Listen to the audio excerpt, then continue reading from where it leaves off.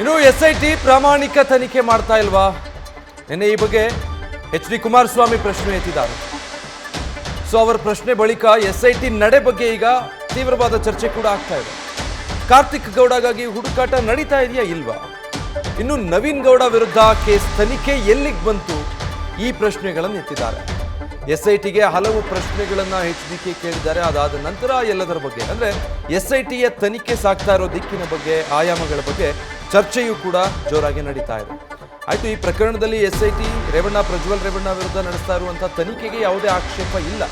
ಇನ್ನು ಉಳಿದ ಹಾಗೆ ಬೇರೆಯವ್ರ ಮೇಲೆ ಅನುಮಾನಗಳು, ದೂರುಗಳು ಇದೆಯಲ್ಲ, ಪೆನ್ ಡ್ರೈವ್ ಹರಿದಾಡಿದ್ದು ಹೇಗೆ, ವಿಡಿಯೋ ಲೀಕ್ ಮಾಡಿದ್ದು ಯಾರು, ಆ ಪ್ರಕರಣಗಳ ತನಿಖೆ, ಯಾರ ಮೇಲೆ ಆರೋಪ ಮಾಡಲಾಗಿತ್ತಲ್ಲ ಅಲ್ಲೂ ದೂರು ಕೊಡಲಾಗಿದೆಯಲ್ಲ, ಆ ತನಿಖೆಯನ್ನ ಏನ್ ಮಾಡಿದ್ರಿ ಅನ್ನೋ ಪ್ರಶ್ನೆಯನ್ನ ನಿನ್ನೆ ಸುದ್ದಿಗೋಷ್ಠಿ ನಡೆಸಿ HD ಕುಮಾರಸ್ವಾಮಿ ಕೇಳಿದ್ರು. ಈ ಪ್ರಶ್ನೆಗಳನ್ನು ಅವರು ಎತ್ತಿದ ಮೇಲೆ ಅದಕ್ಕೆ ಸಂಬಂಧಪಟ್ಟ ಹಾಗೆ ಕೂಡ ಚರ್ಚೆ ಜೋರಾಗಿದೆ. ಹಾಗಿದ್ರೆ SIT ಯಾವ ರೀತಿ ತನಿಖೆ ನಡೆಸ್ತಾ ಇದೆ ಅಂತ ಡೀಟೇಲ್ಸ್ ಕೊಡ್ತಾರೆ. ಪ್ರಜ್ವಲ್ ಲೈವ್ ನಲ್ಲಿ ಜಾಯ್ನ್ ಆಗ್ತಾ ಇದ್ದಾರೆ.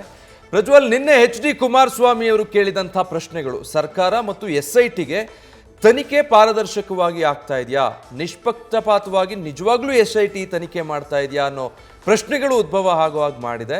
ಸೊ SIT ನಡೆ ಬಗ್ಗೆ ಈಗ ಕುಮಾರಸ್ವಾಮಿ ಅವರು ಎತ್ತಿರೋ ಪ್ರಶ್ನೆಗಳ ಮೂಲಕ ಅನುಮಾನ ಮೂಡೋದು ಸಹಜ ಅಲ್ವಾ?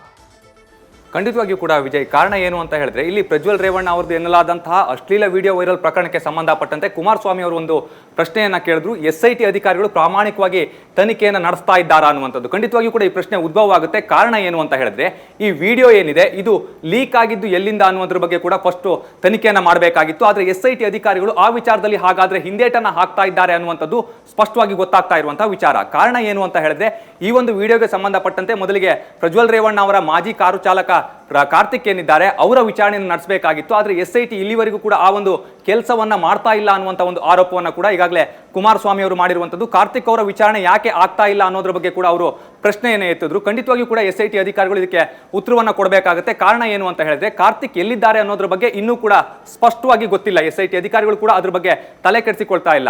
ಮತ್ತೊಂದು ಕಡೆಯಲ್ಲಿ ದೇವರಾಜೇಗೌಡ ಅವರಿಗೆ ಮೇಲಿಂದ ಮೇಲೆ ನೋಟಿಸ್ ಕೊಡುವಂತ ಒಂದು ಕೆಲಸವನ್ನ ಮಾಡಿದ್ರು, ಅವರನ್ನ ವಿಚಾರಣೆ ಮಾಡುವಂತ ಒಂದು ಕೆಲಸವನ್ನ ಕೂಡ ಮಾಡಿದ್ರು. ಆದ್ರೆ ಕಾರ್ತಿಕ್ ಗೌಡ ಎಲ್ಲಿದ್ದಾರೆ ಅನ್ನೋದ್ರ ಬಗ್ಗೆ ಇನ್ನು ಸ್ಪಷ್ಟವಾಗಿ ಗೊತ್ತಿಲ್ಲ. ಆತನನ್ನ A1 ಮಾಡಬೇಕಾ ಅಥವಾ ಮಾಡಬಾರ್ದು ಅನ್ನೋದ್ರ ಬಗ್ಗೆ ಕೂಡ ಇನ್ನು ಸಾಕಷ್ಟು ಗೊಂದಲ ಏನಿದೆ ಅದು SIT ಅಧಿಕಾರಿಗಳಿಗೆ ಇದೆ ಅನ್ನುವಂಥದ್ದು ಸ್ಪಷ್ಟವಾಗಿ ಗೊತ್ತಾಗ್ತಾ ಇರುವಂತಹ ಒಂದು ವಿಚಾರ. ಈ ನಿಟ್ಟಿನಲ್ಲಿ ಅದರಲ್ಲೂ ಕೂಡ ಕುಮಾರಸ್ವಾಮಿ ಅವರು ಇನ್ನೊಂದು ಮಾತನ್ನ ಹೇಳ್ತಾರೆ.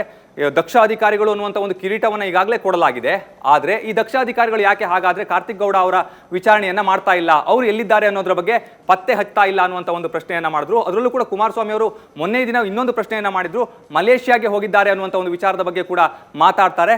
ಆ ವಿಚಾರದ ಬಗ್ಗೆಯೂ ಕೂಡ ಎಲ್ಲೂ SIT ಇಂದ ಇಲ್ಲಿವರೆಗೆ ತನಿಖೆ ಅನ್ನುವಂಥದ್ದಾಗಿಲ್ಲ. ಕೇವಲ ದೇವರಾಜೇಗೌಡ ಅವರಿಗೆ ನೋಟಿಸ್ ಅನ್ನು ಕೊಡುವಂತ ಒಂದು ಕೆಲಸವನ್ನ ಮಾಡ್ತಾ ಇದ್ದಾರೆ, ಅವ್ರನ್ನ ವಿಚಾರಣೆ ಮಾಡುವಂತ ಒಂದು ಕೆಲಸವನ್ನ ಮಾಡ್ತಾ ಇದ್ದಾರೆ. ಆದ್ರೆ ಮೊದಲು ವಿಡಿಯೋ ಸಿಕ್ಕಿದ್ದು ಕಾರ್ತಿಕ್ಗೆ ಅನ್ನುವಂಥದ್ದು ಸ್ಪಷ್ಟವಾಗಿ ಗೊತ್ತಿರುವಂತಹ ವಿಚಾರ. ಆ ಒಂದು ನಿಟ್ಟಿನಲ್ಲಿ ಕಾರ್ತಿಕ್ನ ಯಾಕೆ ವಿಚಾರಣೆಗೆ ಕರೀತಾ ಇಲ್ಲ, ಕಾರ್ತಿಕ್ನ ವಿಚಾರಣೆ ಯಾಕೆ ಆಗ್ತಾ ಇಲ್ಲ ಅನ್ನೋದ್ರ ಬಗ್ಗೆ ಕೂಡ ಇಲ್ಲಿ ಪ್ರಶ್ನೆ ಅನ್ನುವಂಥದ್ದು ಹುಟ್ಟುವಂಥದ್ದು ಸಹಜವಾಗಿದೆ. ಮತ್ತೊಂದು ಕಡೆಯಲ್ಲಿ ನವೀನ್ ಮೇಲೂ ಕೂಡ ಈಗಾಗಲೇ FIR ದಾಖಲಾಗಿದೆ. ಕಾರಣ ಏನು ಅಂತ ಹೇಳಿದ್ರೆ ಆ ವಿಡಿಯೋವನ್ನು ಡಿಸ್ಟ್ರಿಬ್ಯೂಟ್ ಮಾಡಿದಂಥವನು ನವೀನ್ ಅನ್ನುವಂಥ ಒಂದು ಆರೋಪ ಕೂಡ ಈಗಾಗಲೇ ಕೇಳಿ ಬರ್ತಾ ಇರೋದ್ರಿಂದಾಗಿ ನವೀನ್ ಎಲ್ಲಿದ್ದಾರೆ ಅನ್ನೋದ್ರ ಬಗ್ಗೆ ಕೂಡ ಇಲ್ಲಿ ತನಿಖೆಯನ್ನು ಮಾಡಬೇಕಾಗುತ್ತೆ, ನವೀನನ್ನ ವಿಚಾರಣೆ ಕೂಡ ಮಾಡಬೇಕಾಗುತ್ತೆ. ಆದ್ರೆ ಅದ್ರ ಬಗ್ಗೆಯೂ ಕೂಡ ಎಲ್ಲೂ SIT ಅಧಿಕಾರಿಗಳು ಸರಿಯಾದ ರೀತಿಯಲ್ಲಿ ತನಿಖೆಯನ್ನು ಮಾಡ್ತಾ ಇಲ್ಲ ಅನ್ನುವಂಥದ್ದೇನಿದೆ ಅದು ಗೊತ್ತಾಗ್ತಾ ಇರುವಂಥದ್ದು. ಆ ಒಂದು ನಿಟ್ಟಿನಲ್ಲೂ ಕೂಡ ಈಗಾಗಲೇ ಸಾಕಷ್ಟು ಅನುಮಾನ ಅನ್ನುವಂಥದ್ದು SIT ಅಧಿಕಾರಿಗಳ ಮೇಲೆ ಮೂಡ್ತಾ ಇದೆ. ತನಿಖೆ ಹಾಗಾದ್ರೆ ಪ್ರಾಮಾಣಿಕವಾಗಿ ನಡೀತಾ ಇಲ್ವಾ, ಒಂದು ಕಣ್ಣಿಗೆ ಬೆಣ್ಣೆ ಇನ್ನೊಂದು ಕಣ್ಣಿಗೆ ಸುಣ್ಣ ಹಚ್ಚುವಂತ ಕೆಲಸವನ್ನ ಹಾಗಾದ್ರೆ SIT ಅಧಿಕಾರಿಗಳು ಮಾಡ್ತಾ ಇದ್ದಾರಾ ಅನ್ನುವಂಥ ಒಂದು ಪ್ರಶ್ನೆ ಏನಿದೆ ಅದು ಕೂಡ ಈಗ ಮೂಡ್ತಾ ಇರುವಂಥದ್ದು. ವಿಜಯ್, ನ್ಯೂಸ್ ಫಸ್ಟ್ ನಿರ್ಭೀತಿಯಿಂದ ನಿಮ್ಮ ಪರವಾಗಿ.